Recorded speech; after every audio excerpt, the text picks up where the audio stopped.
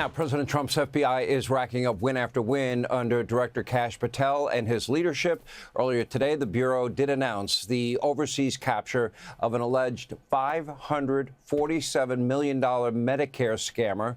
Now, the third capture from the most wanted fraudster list, but the Bureau's biggest potential victory as of late was the handling of all the security with the World Cup in the U.S. Over the course of several weeks, hundreds of thousands of foreigners descended on our country for the World Cup, with games happening in every region of the country. Amazingly, through the tireless work of the FBI, the brave men and women, rank and file, this tournament concluded this Sunday without a single security incident, not one. Director of the FBI, Kash Patel, is here now with more. Director Patel, good to see you. I want to put up here the magnitude of this. And, we're talking about 6.8 million fans attended, 78 matches, 48 national teams, 11 cities, and it's all up there for people to see. And then the task force where, you talk about, 26 resource deployments, field personnel, 5,000. And we'll put that up as well. I think your analogy was dead on. It's like having that many Super Bowls being played in a very short window, because it potentially had that much danger, did it not? Well, Sean, it's great to be with you. And look, this all starts with leadership. And President Trump secured the World Cup for America in his first term. And as soon as he was inaugurated in his second term, he set us to work and established the protocols and security and resources that law enforcement would need. He established the White House Security Task Force for the World Cup with Andrew Giuliani, and our federal, state, and local partners answered the call. This FBI deployed 5,000 specialty operators, agents, technicians, and field analysts across the country for the last 16 months in preparation for this event.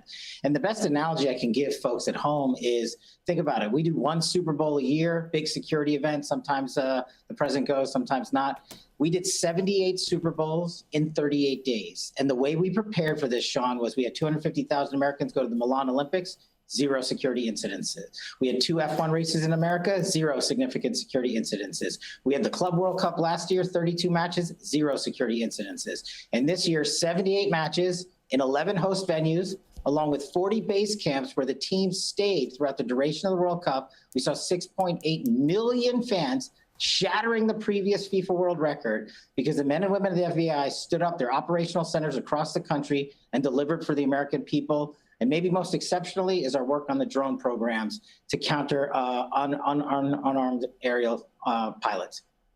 I'm not going to ask for operational details or top secret details, but in terms of new technology that the FBI is now using, how critically important is that as you move forward, as you meet challenges like you just met with the World Cup? I would imagine the advancement of that technology is critical. Well, our drone technology is it, and I'm happy to talk about it, Sean. Look, we know the adversary or anyone willing to do harm to America and our citizens and anyone at the World Cup doesn't need a lot of money. They can go online and buy a drone.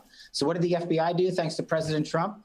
We resourced and stood up the first ever drone program school to train state and local officials months and months and months before the World Cup at our Redstone Arsenal in Huntsville, Alabama. I don't even know the number of individuals we trained, but just to show the work output, we interdicted, Sean, 700 plus drones through our ground intercept teams at all 11 venues surrounding the World Cup in 38 days. That's how far we went to protect security. We stood up mobile command centers at each venue.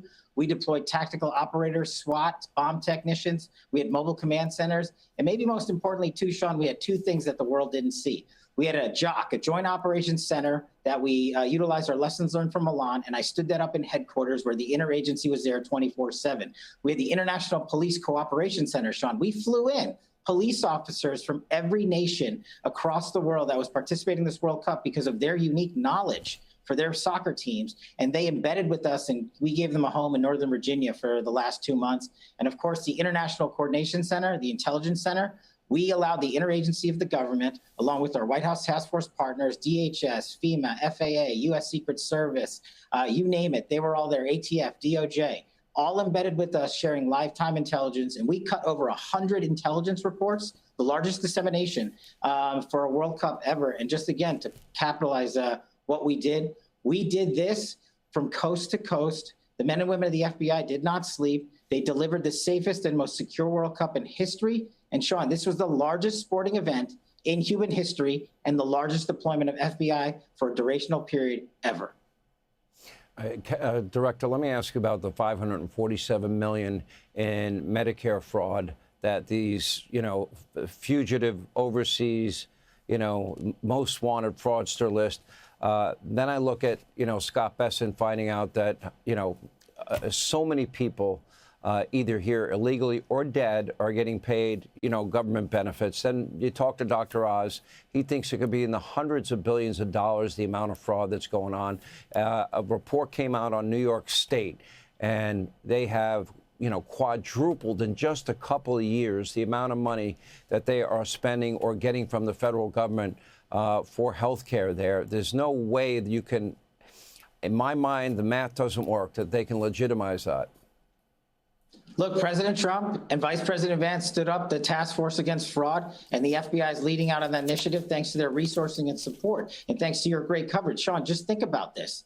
In the last 5 weeks, the FBI has gone on an international manhunt and captured not one, not two, but three of the most wanted fraudsters in the world for a total of almost $2 billion, Sean, that should have gone to children and our elderly. This is not a political issue. The president has made it abundantly clear we are going to secure American taxpayer dollars, our precious treasure, for our most precious treasure, our children and our seniors. And we did that. We manhunted all the way to Somalia and captured Abdul.